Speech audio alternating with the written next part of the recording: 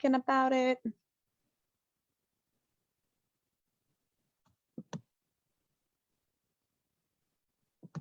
All right, we are officially live. Hello, arty peoples, and welcome to another episode of Jerry's Live. My name is Emmy Klein, and I'm your host this evening. And as you can see, we have a guest with us today. It is the amazing Andrew Cook from Sennelier, right? Fabriano in this case, right? Yeah, I was like, there's quite a few companies that you usually represent, but we are going to be talking about Fabriano today. Absolutely. So very excited for this demonstration, and I get to actually play along this time. I'm so excited. But before we jump into all of the show, if you guys are interested in everything that Andrew's going to be showing us today, make sure you go to the website, JerrysArtarama.com, and type in today's class code, which is JL248. So that is the code that will bring up the teacher's cart with everything in it that we are going to be going over. And without further ado, I'm going to actually hand you over to Andrew, who is, we're going to be going over like a kind of a background history of Fabriano, right? And then you guys better be paying attention because we're going to have a giveaway, which includes a question that you're going to have to answer from the information that Andrew's going to give you. So pay attention. Absolutely. Thank you, Emmy. I'm so excited to be here. And yes, definitely, we're just gonna quickly touch base on a few things today. As always, I think every time I'm on with Emmy, I get to tell you all that I love having an informal time. So if you have questions or comments along the way, feel free to throw those up in the chat so we can address them. Today we are focusing in on Fabriano Artistico watercolor. Oh, I bounced a little bit. Sorry about that. And as the show description says, it's not just watercolor paper. It's a full exploration of Fabriano Artistico. So what are we going to cover today? All kinds of stuff. We'll get into all the fun. But first, I wanted to, talk a little bit about the history of paper, because that's gonna get us on the track we want to go on for this informal discussion. If you have questions about the history, questions about the manufacturing, any of that stuff, we'll probably be diving into that too. But I wanted to let you know first that paper has such a robust history. It's been around a long time. Paper was first invented in 105 AD in China. So that is a long time ago. And it took until the year 1200 for it to be disseminated to other countries and into Europe. And then we're talking about Fabriano Artistico today. So it's important to note that Fabriano was started in 1264. So they were really an early adopter of that paper technology that was just coming into Europe. And paper works on paper. A lot of us worry about the archival qualities of that, but there's works on paper that have been preserved since the 13th century. It's been around, and some of that looks almost as good as when it was made then. So the archival nature of paper is there, and that was in a time when paper wasn't archival even. So now it's just gotten better and better. But now we can kind of pop over and look at our workspaces. I think we can start playing a little bit. What do you think, Emmy? Yeah, no, definitely. We're gonna have to do some switching around here with our cameras here. So just bear with us for just a second. We're gonna swap ours around. Let me pop mine over. Hold, please. There we go. Okay, so you guys should be seeing my desktop or my workspace here. And then, yes, you should also see Andrew's. Yay! All right, so what exactly do we got going on here? So, well, first I want to point out that if you're looking at our workspaces, it's really easy to tell whose is whose, because Emmy's is so well organized, and mine, I just throw everything into it. So you can definitely tell whose is whose. But let's talk about first, before we dive into some of the fun stuff about the paper and the history or the manufacturing of the paper and the terminologies that we use for paper. It's a good call. Thank you. Let's talk a little bit about what's on the table. So I wanted to make sure that you had plenty of Fabriano Artistico to try, plenty of surfaces. So you have your blocks there. Mhm. A couple of different sizes. Yeah. And the sizes are exciting because those are actually all pretty new sizes from Fabriano. So we're really happy to have those. And then, of course, there's watercolor, because watercolor is the primary thing that people think to use for watercolor paper. I mean, it makes sense.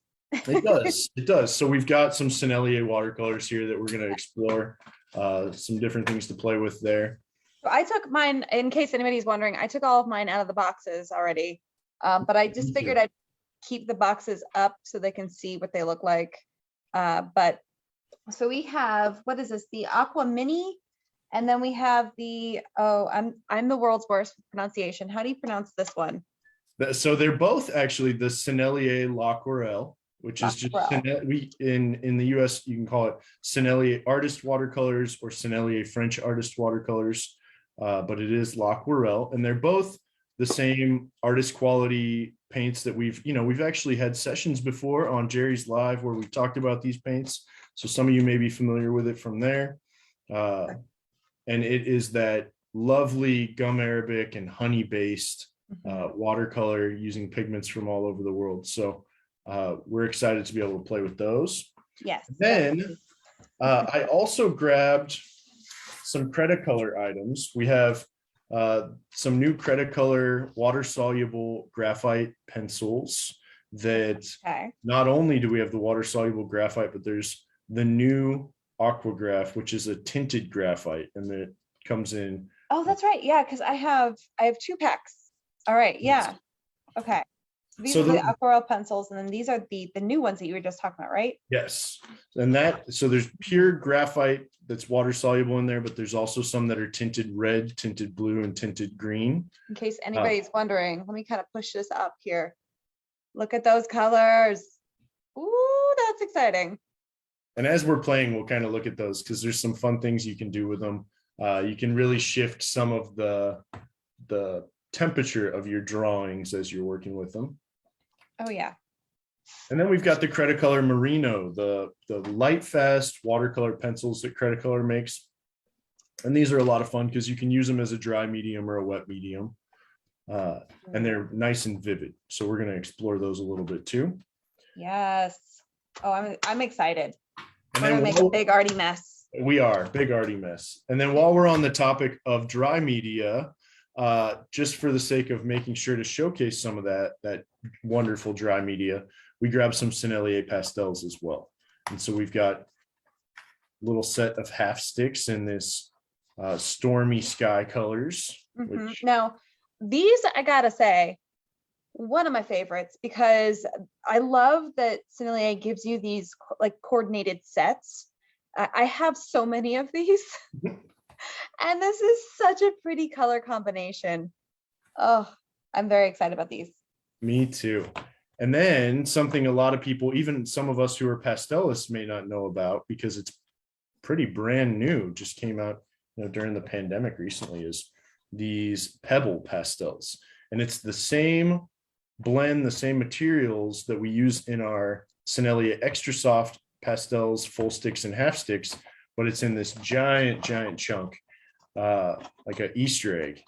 And yeah, now I'm gonna actually switch my camera around here just so I can I feel like we need to hold on. Sorry, I'm clearly not great at switching cameras around. We don't do this a whole lot. I just want you guys to see this. The size of this compared to my head. It's so ridiculously large. I did not realize these were this big. And it comes in a whole bunch of colors. I just sent pink because that's the one that I wanted to use right now. But did you dye your hair to coordinate, or was that just coincidental? It was entirely coincidental, just because I had dyed my hair bright red, and this is what it has faded to. Oh, but it works out. It's a fantastic color. It is. It's great. So we're going to explore some of that dry media. There's other things that we can use on the Artistico too that we'll talk about. You can use it for anything really. So if you have questions about that, we'll dive into that as we go. But these are just the handful of things that I thought we could play with in the amount of time that we have. Yes. All right. So what are we going to start off with first? So I think, if we're going to dive into some terminologies and things that some of us may have heard and not known exactly what they were, or things that we've wondered what they were and not wanted to ask. So I think a good way to start there is to talk about the manufacturing of paper. And to do that, I think we should just start playing with anything. How about we start with a cold press block right here? Okay. And for those out there who don't understand what cold press means, if you want to, I feel like we gotta go over that. Yes. So let's talk about the surface. Sure. So I made myself a little tool here out of tape and all of the papers. So we've got the 4 surfaces that Fabriano makes right here. And a really good way that I like to illustrate how different they are, because it's hard to see on camera, but let's grab our watercolor here, and I am just going to pick a color.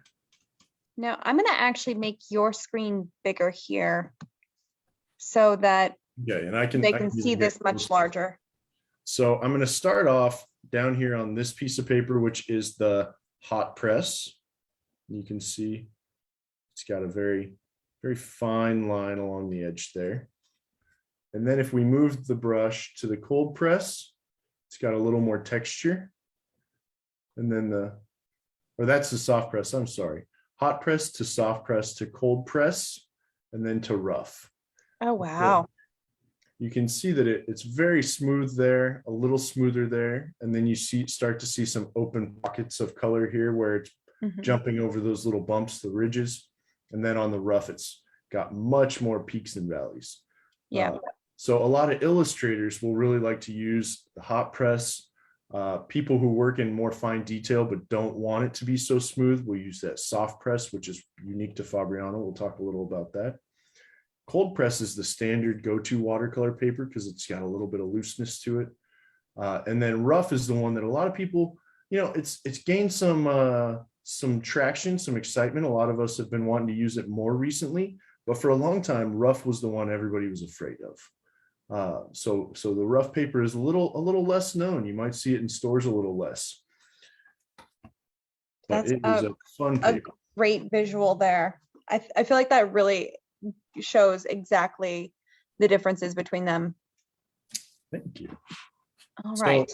So first, before we start talking a little bit more about the surfaces of the paper, how about I explain what a block is? Because not all of us have used a block. Most of us have used a pad of paper at some time in our life, right? So it looks like a pad of paper. If you look at the front, it's going to tell you that it's got 20 sheets in it. So just like a pad of paper, it's going to give you the size. It's going to give you the weight. So we have 140 pound here. But the biggest difference between a block and a pad is that if you look at this, it's solid on all 4 sides. You can't flip through it like a paper pad. And the reason for that is that you're painting with water most of the time on these, watercolor, ink, acrylic, and the paper's going to get wet, sometimes very, very wet. And it's going to want to have a tendency to wrinkle just a little bit. And so if it's on a block, you might get some of those wrinkles. And then as your painting's drying, it's going to pull it tight like a drum head. If you think about the way that things dry, they might have some wrinkles, and then as they dry, they pull flat. That's what it's going to do. And then you can take, let's see if I have one around me in the studio here. Then you can take a trusty palette knife or a letter opener, and there's a little pocket in the corner where everything is open, and you just slide your knife in. You can go around once the painting's finished.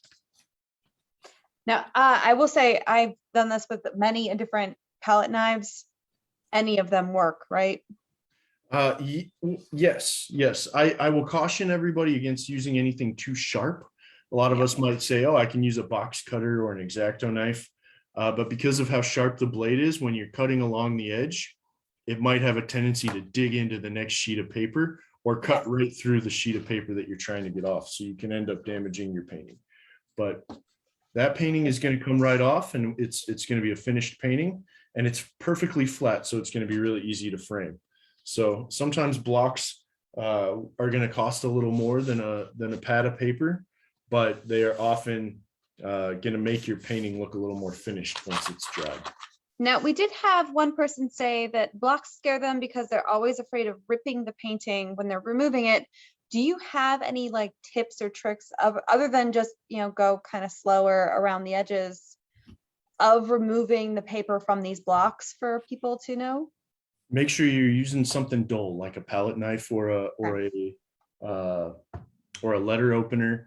But just like we said with not using anything sharp, you're also not going to want to pull on it. So some people will get halfway through and have a tendency to pull up on the sheet because they think they can rip it off, and that is going to put a little too much tension on the sheet and you can rip it. So use a palette knife like I just did. It was real easy, and go all the way around from one side of the little pocket to the other. And make sure you're finding that little pocket. Different brands have it in different places. Yeah, but I was gonna say, I've seen them. Sometimes I've seen them here. Sometimes I've seen them right in the middle on the front. It always depends on the brand. But most of Fabriano's right here in the corner, right? It is right there in the corner. But I've seen people who don't know that's there just try and cut into the side of the paper, and that can create some challenges too. So just, go slow. Take it real easy, and you're pretty unlikely, like I just cut that one off with that palette knife and all the edges are perfect. I didn't have a single problem. So yay, wonderful. So blocks we got under control. I think everybody knows what a block is. Oh yes. And we're playing with some cold press paper now. So I think what I'm going to do, Emmy, you can start playing with whatever you want, but I'm going to try some of these water soluble graphite pencils on it. I mean, I'm gonna do the same thing. I will keep it in the same family here. Right. So we have the graphite and then we have the aquagraph. Yes. So And the the aquagraph has are the ones that are tinted, right? Yep. Okay. Let me stick with a graphite for right now, and then I will say I know what graphite looks like, and then I'm going to try and see what the aquagraph looks like comparatively, I suppose. Perfect. And I am just going to shade, I've been doing these night series paintings. And so I'm going to shade in a whole bunch of the top area of my sheet here for this kind of night landscape. And it really shows off some of the texture that we get from that cold press paper. So the way paper's made is it's a slurry of pulp. It's got cotton. It's virgin cotton strands, so long strands of cotton, and they mix it with a sizing. And we all might have heard that word sizing before, and that's one of those tricky ones. It takes a little time to know what that is or remember what that is, and not all of us know or care. But sizing, it's easiest to think of it as a glue. Mm-hmm. So if you mix it into the vat of the pulp, the cotton, then it's going to act as a glue to kind of protect and hold together all those fibers, giving them a little strength. So the sizing is really important in that mixture. And then that mixture of cotton and sizing is going to be put onto these screens. And the screens are really what gives us some of that texture. And it's what gives us a watermark. And the watermark is important. It didn't exist for a long time. Fabriano invented the watermark because they were making a lot of banknotes. They were making a lot of important government documents. And there were forgeries. So Fabriano wanted to make sure that if somebody thought they were using a Fabriano paper, that they were getting a real Fabriano paper. So they invented the watermark.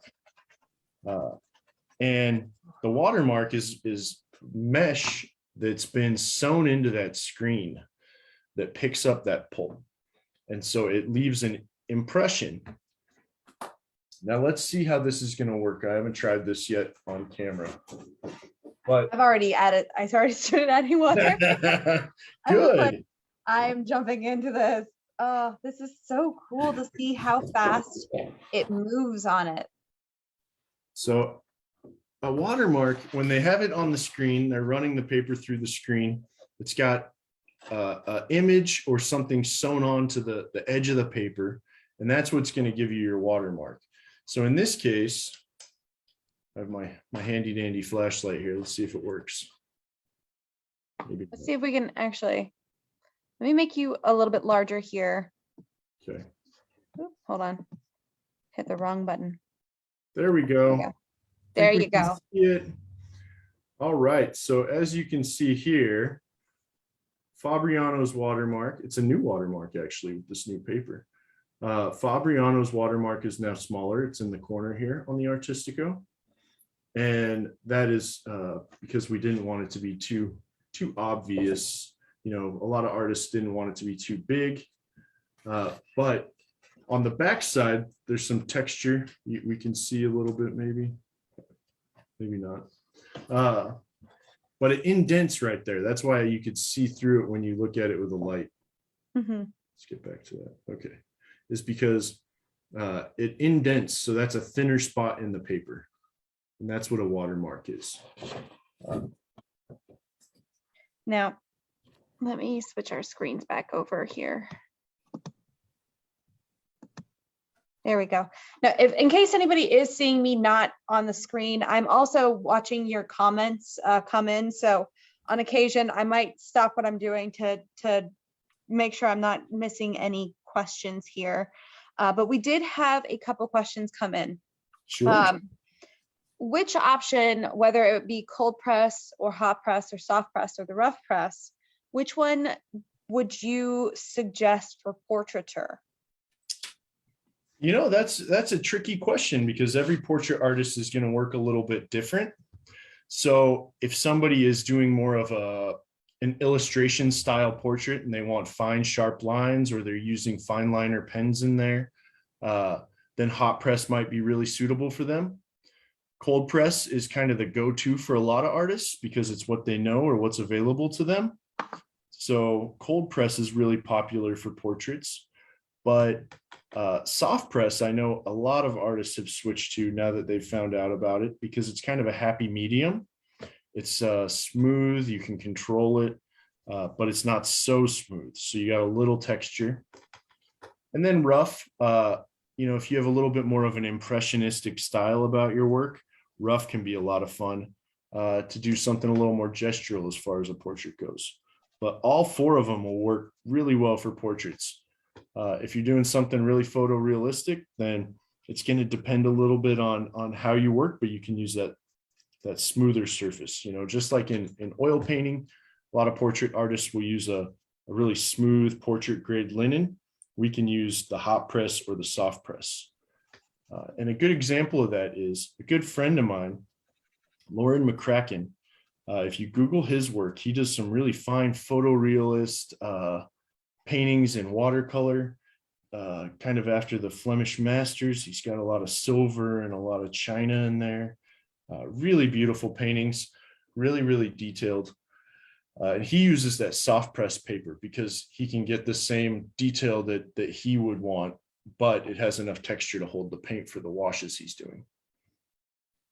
So I hope that answered that question, but I highly suggest trying a few of them. If you think that you're, you know, stuck in between one or two, try them both, try all four, and you'll find the one that's going to work for you because all of our styles are a little different. Along the same lines, we did just have one of the questions come in. And while I'm getting these questions, I'm going to actually just make your screen larger because you're actually still doing stuff. And I am going to be off my screen for a minute here. No but we did have one question that's kind of in the same realm here. Is hot press going to be more expensive than any of the other options, or is like one more than the others, or are they all kind of the same? Good question. No, they are all the exact same price. And that has to do with when you're buying things like linen, you may see that the smoother it is, the more expensive it is. And that's because the manufacturing of the linen takes more effort the smaller it gets. With paper, no matter what texture we're using, the manufacturing side of it is going to be very similar. It still involves a lot of people and a lot of hand work and checking things, but the textures are created on those screens like we talked about. So a cold press is going to run on a screen that has that texture. A soft press is going to run on a screen that has that texture. And a rough is going to run on a screen that has that texture. And hot press is going to run on a screen that has very little texture, and then it's kind of put through an ironing process so that it gets an even smoother texture. So a lot of us may have also heard of something called knot. It's very common to call cold press paper knot paper in the UK, and it's N-O-T. There's no K in there. And the reason that that's been called knot is because traditionally there was only cold press, or there was only hot press, hot press, which is hot, ironed. Think of ironed, smooth. So there was hot press and there was not hot press. So they called it knot. So if you ever see that when you're on a website that it says knot paper, it's cold press. It's good to know. I love finding out those terms that are just like very unknown and not, just straight knowledge that most people would know. It's good to know how they translate across for everybody. Yes, it's history. History is a funny thing. So one of the other terms we hear a lot with watercolor paper is cotton rag. And cotton rag is another one of those terms that's a little bit of a misnomer nowadays, because it used to be that paper had to be made out of recycled rags. And earlier you might have heard me mention that Fabriano Artistico is a virgin cotton paper. And what that means is that it's the full length of cotton that's harvested. And so it's very strong, very resilient, but that was very expensive to do long ago. So they would recycle cotton rags from people's homes, and it would go through this kind of mulching process and then be turned into paper. Now it's a lot less common, but anything that is using cotton sometimes is referred to as cotton rag, even if it's not using the mulching process that it once did. So people refer to this Fabriano Artistico as a cotton rag paper, even though it's not using any rag at all. It's just pure cotton. Now, we did have other questions as well. Someone was asking if you can show, I know they said explain the differences between the colors, but I feel like we're going to have to show it. Between the colors on the the Fabriano paper. So I know we have the traditional white and then we have extra white. Definitely. So let's see. So here I've got an extra white and here I've got a traditional white block. So while Emmy is playing and we can watch her paint, I'm going to hold those up and we'll do our best digitally to show that. Pointed at my lights here a little bit. And you might be able to see that this one is just a little bit of a brighter white, and this one here is just a little creamier. And it's amazing that they do that. Neither of these papers are using any kind of bleaches or optical whiteners. They're both essentially a natural paper. Just with the traditional white, they're not sun treating the cotton as long, so it just has that more natural color to it. Good to know. And then someone was asking, are all Fabriano papers 100% cotton? All of the Fabriano Artistico is 100% cotton. Not all Fabriano paper is. So Fabriano makes a lot of paper. Where we have a big facility there. It's in the town of Fabriano, Europe, or Italy, where it's been since 1264. A lot of the same buildings are still there. There's a paper museum there. And because we make a lot of paper, we even make some of the paper that money is printed on, the euro, things like that. So there's everything in that paper, from tree pulp to holograms. So not every paper is all cotton. In fact, at Jerry's Artarama, you'll see that there's a couple of different watercolor papers. There's this Artistico, which is kind of the cream of the crop. And then there's also the studio paper, which is 25% 25% cotton and 75% alpha cellulose. And then there's the new 1264, which doesn't have any cotton in it at all. So there's quite a few different options for you there. But the 100% cotton is going to be the strongest, the most resilient. It's also, a little bit more expensive than the others, but still very reasonably priced. So I hope that answered that question. It did. And then we have one person who has a really awesome question, because I feel like this has affected most of us as an artist at one point in time or another. They had a block, and I'm guessing, if I'm wrong, please correct me in the comments here. They said that it's split in the middle, and I'm guessing it's split right here in the middle. So it like several pieces of paper have come off. Yep. Is there a way of fixing that? It does happen, and sometimes it'll just be nature. There might be a thin spot in the glue there when that's being applied. It can happen in any brand. Or if, we talked about how we pull the sheets off the front sometimes, and that's be cautious to do that because it can tear a painting, but it also puts undue pressure on different parts of the block as well when you're pulling on it like that. So it can happen. Unfortunately, there's no way to fix it. The good news is that the paper is still good. It's still happy to be used. You may want to tape down the edges.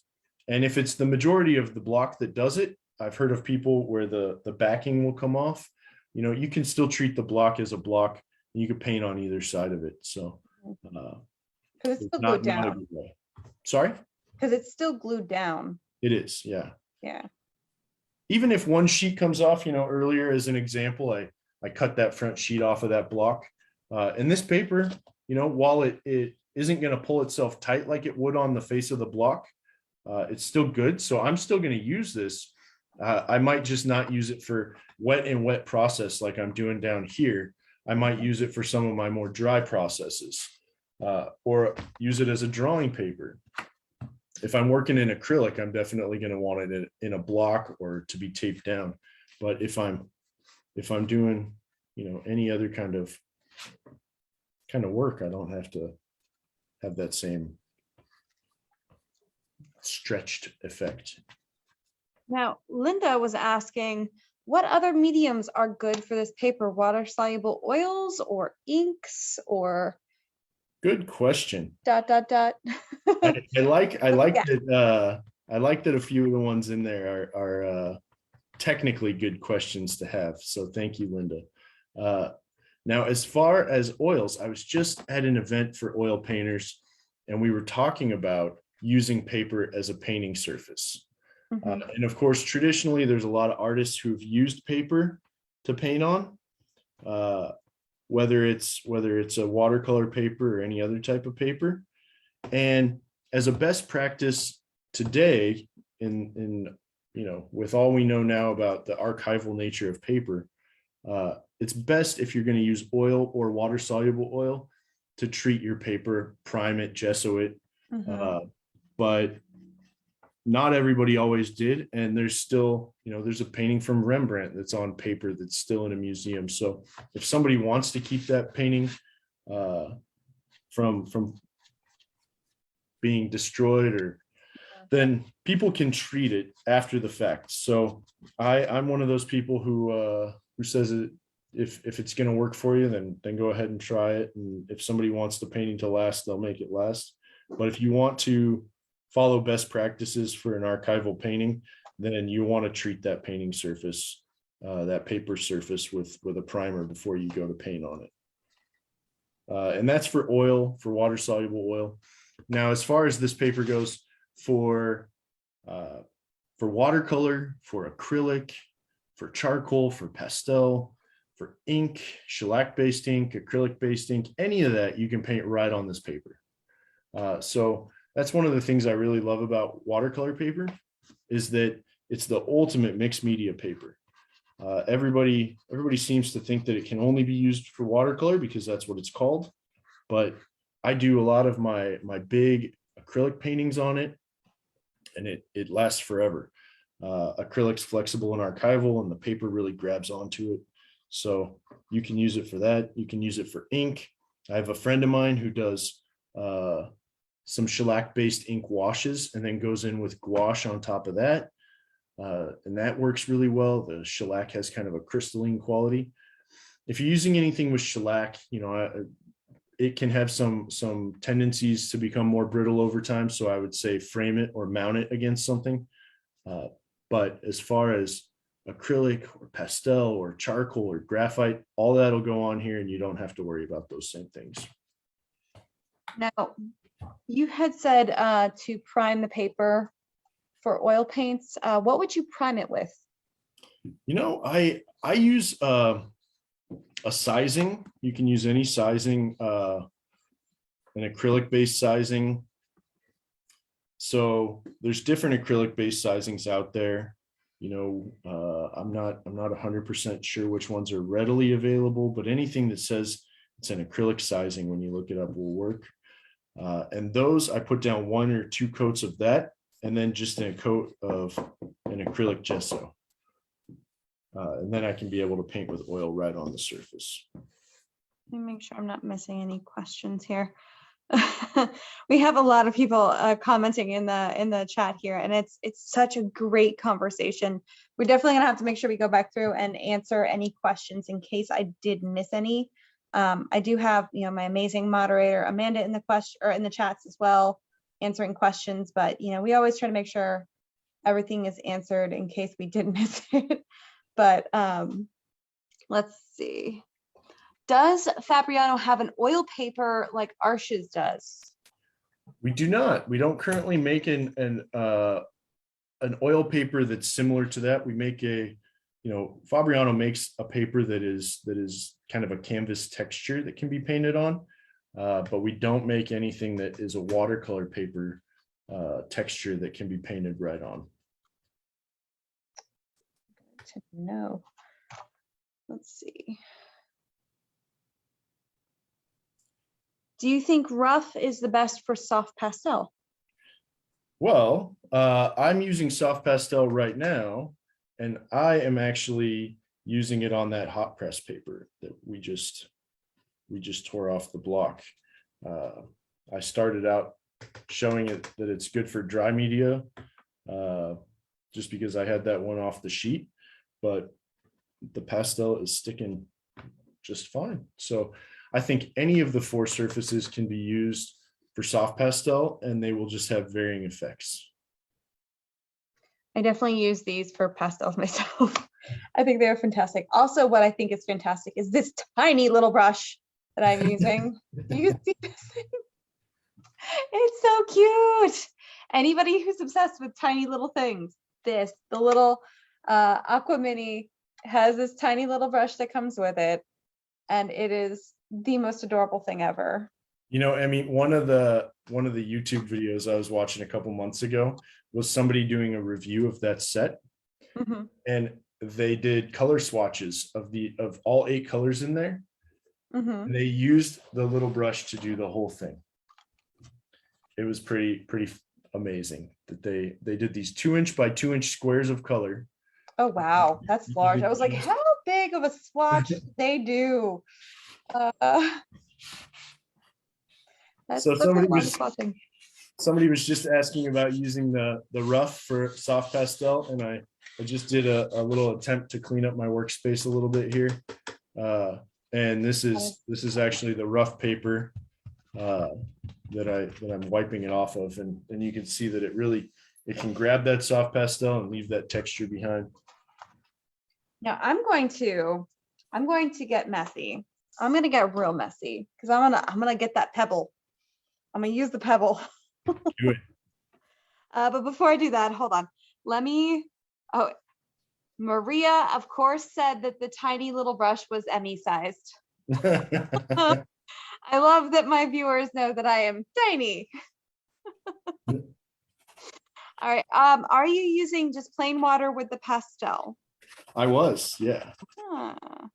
So I didn't, I was showing that it was dry media friendly, but I just happen to have a cup of water here. And when I have water nearby, I can't help but want to make everything into paint, right? Mm-hmm. And and Sennelier soft pastels, because they're so pure in pigment, they do just kind of turn right into a watercolor paint as soon as you get them wet. So awesome. I was just using regular water. Now dirty water, but regular water. That's right. I feel like I'm gonna regret this because I need my hands for all the technology that I have to touch, but I'm sorry, team, for the amount of pink that I'm gonna get on everything. This thing is ridiculous. It's like a bar of soap. Yes, or a giant, like one of those giant candies that you get, during holidays. Yes. Also, don't eat these to anybody watching. Oh my gosh, this is ridiculous. So as we're playing, I keep forgetting, I want to go through more of the terminologies and the things about watercolor paper that you may want to know. So don't forget to keep asking us questions in that chat if you have questions. We talked a little bit about the difference between hot press and cold press and soft press and rough. We talked a little bit about what pulp is and what sizing is. The screens that are used to manufacture the paper. You might also hear the term felt. After it comes off that screen when they're making the paper, it gets put between two sheets of felt and it goes through a roller process. And that helps dictate that texture as well as squeeze some of the water out of it. And then there's weight. So weight can get a little tricky, especially here in the US, because everywhere else uses grams. So you might see it as 300 grams, or you might see it as 140 pound. And one of the big complications there is that we also have 640 grams, which is 300 pound. So make sure not to confuse that 300 gram and 300 pound. I was going to ask you that because I think that's actually what you sent me in the loose sheets. I sent you one of each. So you have some 300 gram and some 300 pound. So the 300 gram is the 140 pound, the standard weight of a watercolor paper. And then the 640 gram, it's hard for me to find the spot to show you guys. Let's see. As soon as I got pink everywhere, I realized I couldn't stop what I was doing because this is going to dry and it would affect everything, but I will grab it as soon as I do this. I should have one right here. Okay. So we were looking at the watermark on this hot press paper here, and you can see that if I push on it, I can dent it. That's the standard 140 pound paper. And then if I hold up this soft press paper, like the one Emmy has, that if I push on it, it's firmer, like a piece of card, like a piece of cardboard or cardstock, something real dense. And if I shake this one, I'm going to shake, you can't see it on camera, on the main camera at least, but if I shake this, I'm going to switch you. Hold on. Okay. If I shake this 140 pound hot press, it has kind of that tin sound because it's able to wiggle and wobble. And if I do the same thing with the 300 pound, it's got a deeper one because it's denser and harder, more like shaking a piece of metal. So that 300 pound versus that 300 gram or 140 pound, just make sure you're keeping an eye on that. You might also wonder why one is much more expensive than the other, and it's because it's twice as thick. So you're going to pay twice as much. It's twice as much pulp that goes into it and twice as much cotton. So a 140 pound, averages around $10 to $12 a sheet, and the 300 pound is probably going to be $25 a sheet. So it's a pretty big jump there. So if it looks like it's too expensive, you might be grabbing the heavy duty one. That is very good to know. All right, let me switch us back around here. There we go. Back to where we were. I was going to say, yeah, because I have them just off the camera here. And I was going to say, when I first opened it, I noticed one was just so much thicker just by the feel of it. But I mean, you would only really feel that when it's in your hands. Like if you're shopping online, you know, that's one of those things that you can't touch it and you can't feel it. So that's really good to know, those types of things. Now, we did have somebody asking, what is the best brush to use with each type of Fabriano?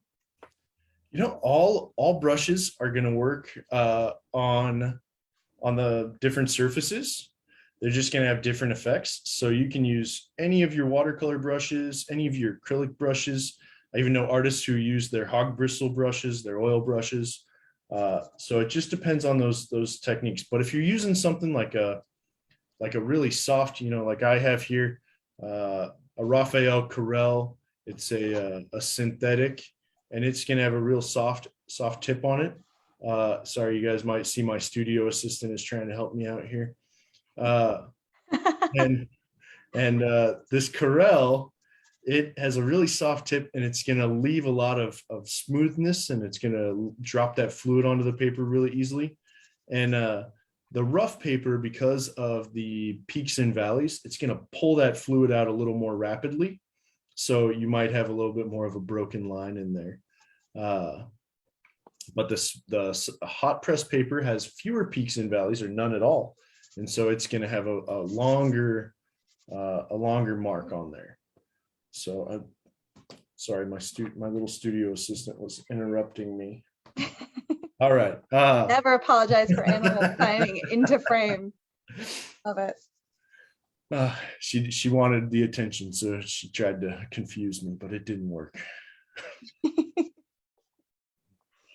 That's great. Now I'm actually using the pastels directly on top of the watercolor. So I started with the wow, my brain just went blank. I went with the aquarelle graphite as well as the aqua graph. So I had a combination of the colors because I just wanted to try out the colors, and these colors are really kind of cool. They aren't like really saturated. It's still graphite, so it has that like gray tone to it, but it definitely has like a tinge of the red, the blue, and the green. And I just had them kind of in different places. I honestly was not planning anything on this, but I clearly made a giant mess. I touched it with a little bit of the watercolor, the Muranos. That was the word I was looking for. Merino. Sorry. Yeah. Good to know how to pronounce these things. I usually mispronounce at least one word per show. What's important? It's important that we mispronounce stuff. It makes sure that everyone knows that I am a human being. But yeah, and then I'm just letting it, I had to let it dry a little bit. That's why I actually put the pink one off to the side, because I had gotten all of my pastels wet. So I wanted that to dry before I start going on top of them again. But the pastels are really picking up that texture of this cold pressed paper really well. And it's not 100% dry, but it's still going on so smoothly. And it's still very minimal buckling, and like I can feel that the water is trying to lift the paper. It's trying, but as soon as it dries, it's gonna, you know, kind of level it back out. Exactly. I can see a little bubble in mine right here where it's lifting a little bit because I keep going back to it, and I should let it dry a little.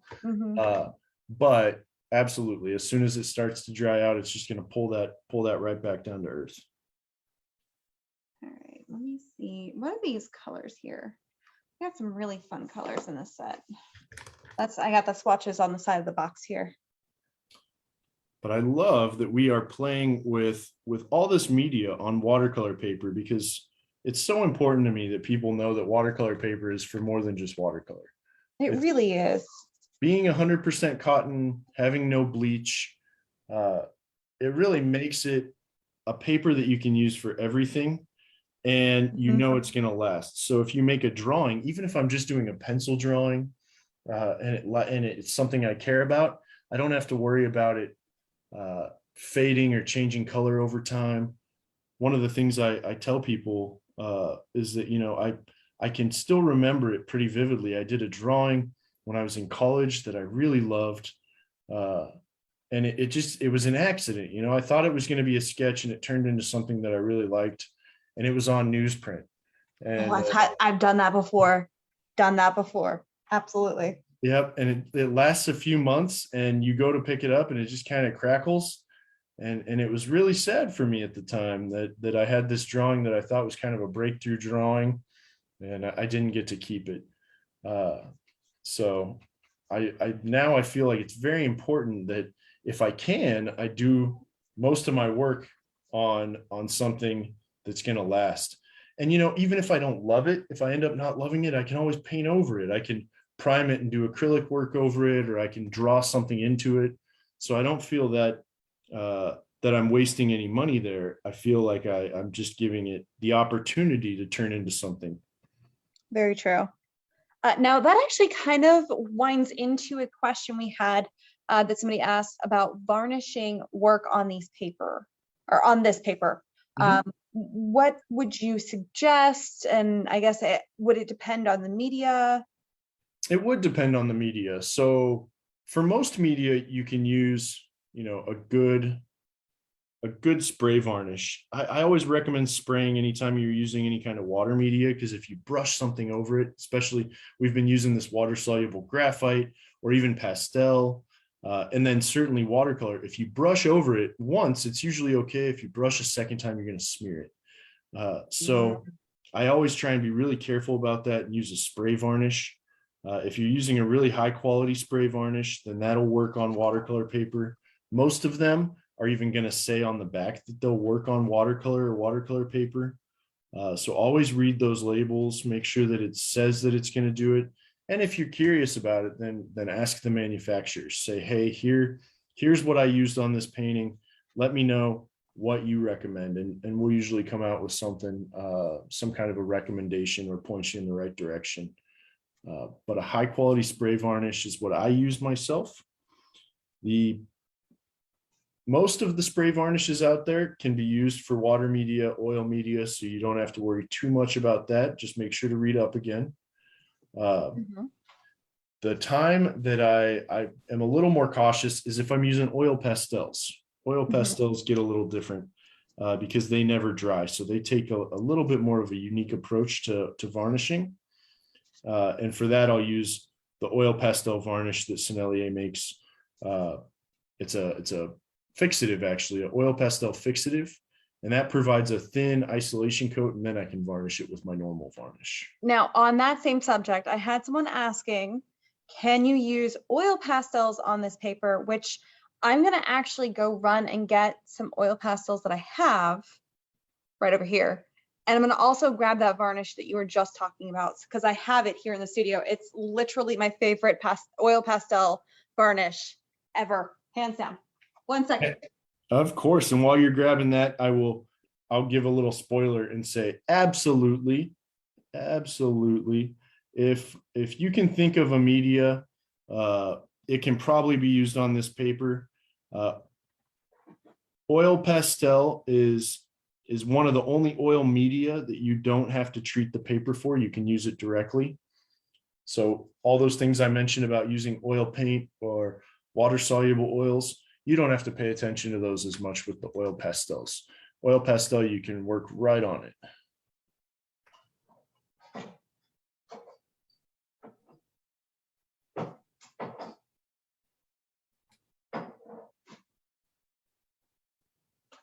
All right, found it. I also almost grabbed soft pastels. So this is the fixative that Andrew was just talking about for oil pastels, because the oil inside of oil pastels, it is not the same as oils that are inside of oil paints, and they do not dry through oxidation like oil paints do. Yeah, but I got my Mungyo oil pastels, and I'm going to do, I have a third block somewhere around here. Haha.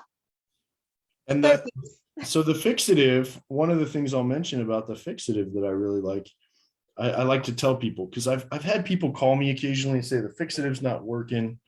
I scratched my painting and the pastel still came off. And the fixative for the oil pastels is different than other fixatives. It's not going to completely saturate the oil pastel. It's not going to make your oil pastel all of a sudden dry. It is a thin coat. So the way I like to think about it is if you have a cake at home, you just made a cake, you frosted it, and you want it to last till tomorrow. But it's summertime and you don't want, the windows are open, you don't want all the dust, you don't want flies, any of that stuff. Then you're going to get out your saran wrap and you're going to wrap your cake. You're going to wrap it real gently, but it's going to be protected. But if a toddler walks by and sticks their finger in the cake, the saran wrap is still going to dent and the frosting is still going to be ruined. So this fixative is just like that. It's protecting it, but it is a very light coating to protect it. And if somebody is really aggressive with the painting, it's still going to damage it. For sure. It's, it's a soft medium. It's just going to have that forever. Which is why I'll go in and varnish after the fact. I'll do that coating and then I'll varnish it. Yeah, that makes sense. So as you can see, I'm, putting in layers, blending. Let me add in a little orange. I'm not drawing anything in particular. I'm just smudging colors here and there, just so you guys can see. And this is actually the hot press paper, so the texture is real minimal. But if I do it nice and light, you guys can see, I pull it up here, the texture of that paper right there. You can see it's blending really nicely and it works really well. It's a really nice surface to do any oil pastels on. You can even smudge it with your finger. Absolutely. All right, let me make sure, because we are getting a little close to that time. So I want to make sure I didn't miss a bunch of questions here. Oh, time flies when we're having fun. I know. And somebody was asking that, or saying that maybe your cat wanted to paint. She does always. She does always want to paint. Mm-hmm. All right. The problem is she's better than me, so I don't like to let her paint on camera. It's one of those things where she just needs her own YouTube channel, right? She does. Yep. All right. Take all those layers. Yep. Smelly fixative is the best. All right. I think I got the questions. And we have just a little bit more time to play around with some artwork here. Fantastic. So we can continue along. Now, while we're doing this, and I know we might have, we do have a couple more questions coming in. So I want to make sure I get those before we jump to the giveaway that we still need to do. Giveaway. All right. Yes. So how do these papers hold up for a wet and wet where you're soaking the paper? Well, that's what I've been doing this whole time. This paper that I'm working on right now is a cold press block, and it has not dried because I've been so, I try and not think too much when I'm painting, when I'm doing these, because I want to answer your questions and think about what we're doing. Mm-hmm. So I just keep on attacking the same thing over and over, and it is resilient.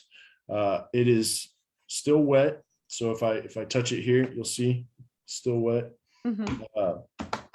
And the Fabriano Artistico is using a vegetable-based sizing. It's a vegan friendly paper.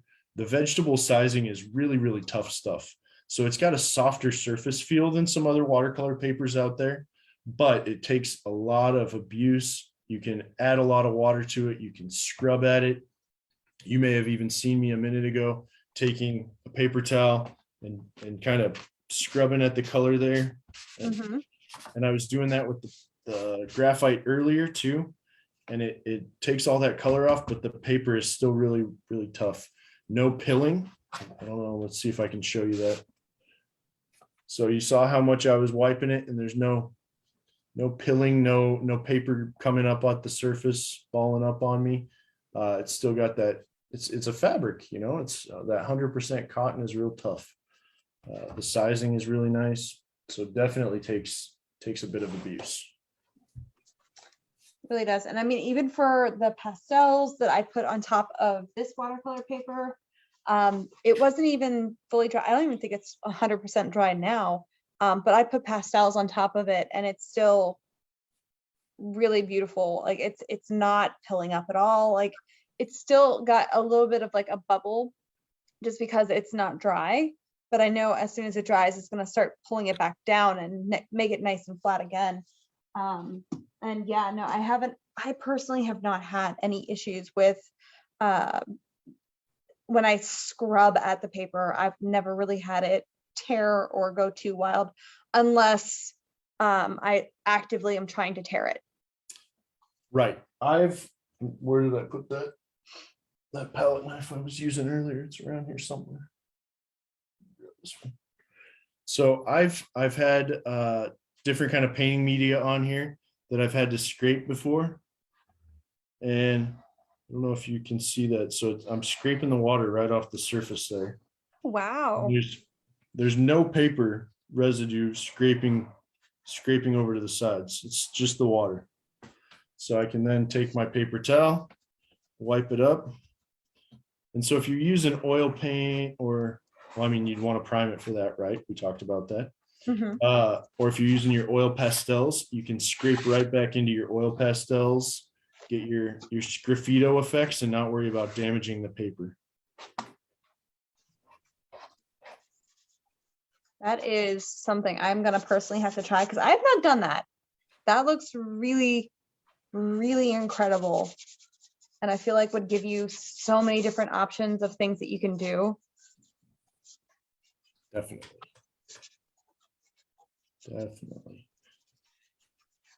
But yeah, so one of the new things about Fabriano Artistico, one of the reasons I wanted to talk about it today was because we've recently come out with those new sizes of the blocks we talked about.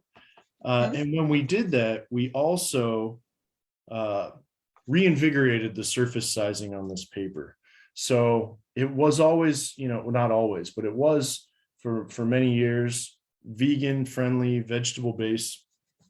Now they've kind of reformulated that vegan vegetable based sizing. It's still 100% vegan vegetable based sizing, but it's even more resilient than it was.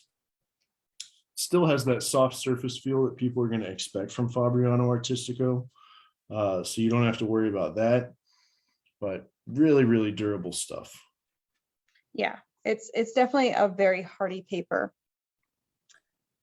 Well, 750 some odd years of practice, they've gotten pretty good at making their paper. I would say if you do something long enough, you're going to become really good at it. Yes. That's for sure. All right, so I've just scrubbed in a little scene here. I think I'm good with mine. And I think we are roughly about out of time. So we have a giveaway that we need to do. So let's switch over to the front cameras here. Let me switch mine. All right, and then I'm going to switch you around. 1 second. There we go. Yay. All right. So for a giveaway, what are we giving people? What's the prize? We are going to give away some blocks of Fabriano Artistico. Yay. And I don't know if we talked about this yet, Emmy, but maybe we want to pick 3 prize winners, the first 3 people to respond. What do you think? I wasn't going to say the first 3 because we normally do a drawing out of a hat to make it a little bit. Drawing out of a hat. Yeah. That's good. That's good. A little bit more easier for people to get into. Perfect. We don't need people to like here to win. Drawing out of a hat. Sorry, everybody. So you're gonna let 3 people be a winner. Woo, guys, see this. This is why we love to have Andrew on the show. This is why we bring him back. Well, that and you're incredibly knowledgeable and an amazing demonstrator. So. With that, we are going to ask a question. Well, Andrew's going to ask a question, and the answer to that question, you just need to type that answer into the chats, and I'm going to allow you guys to do that until 7 p.m. Eastern Standard Time today. So right now, if you're watching this live, it is 6:36. So I'm going to allow you guys to answer or put that answer into the chats until 7 p.m. After 7 p.m., I'm cutting it off. And then the people that have put that answer into the chats at that time, I'm going to put you into a hat, maybe not a hat, maybe a jar. And then I'm going to draw out 3 names. I So was going to ask if it was a specific style of hat. Like if there's a lot of prizes, does it have to be like a lot of entries? Does it have to be a Dr. Seuss hat? You know? could be. Okay. I have a squid hat. Does that count? If it'll fit everybody's names, then it'll work. So the question to the prize, what is the question that they are going to need to answer? I think the question that I would like answered, if everybody was paying attention, is what year was paper invented? All right, so everybody, what year was paper invented? Make sure you type in that year into the chats, and then that's your entry into this drawing. So BT Dubs, you are going to only have 1 entry per person, so don't put that answer in like 6 times. You're only getting 1. But if you guys want to put that in the chats, then we will make sure to, you have to get it correct. So we'll be checking the chats as of tonight, and I will make sure to pull the names, and then we'll announce the winner. I will probably go live sometime in the next few days to announce the winners and officially draw the names, and I will get that over to Andrew so we can get those actually sent out. So we will get in touch with you then. And that was the show. I hope everyone enjoyed it. Andrew, thank you so much for being on with me tonight. It was amazing knowledge as always, and it was so much fun playing on these blocks of paper. And I have a stack of paper over there that's just to call in my name, and I'm so excited. But thank you so much. Thank you for having me. It was fantastic. I'm really happy to be here. Definitely, we will have to have you back on. So everybody, I'm literally seeing in the chats, it's right down below that you guys can see, I'm seeing a lot of answers coming in, and we got a variety. I'm very excited. So cough cough hint hint, you can always rewatch the show.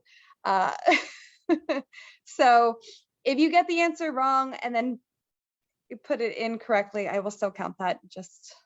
I'll allow it. But that was the show. I hope you guys enjoyed, and enjoy the rest of your night, and make sure you join me next week. I don't have a guest artist on, but I am going to be going over all of the brand new Turner acrylic gouache sets that we just got in, and I am so excited. So I will see you guys then, and Andrew, we will see you next time you join us. Sounds good. Thank you. All right. Well, good night, everybody. Bye.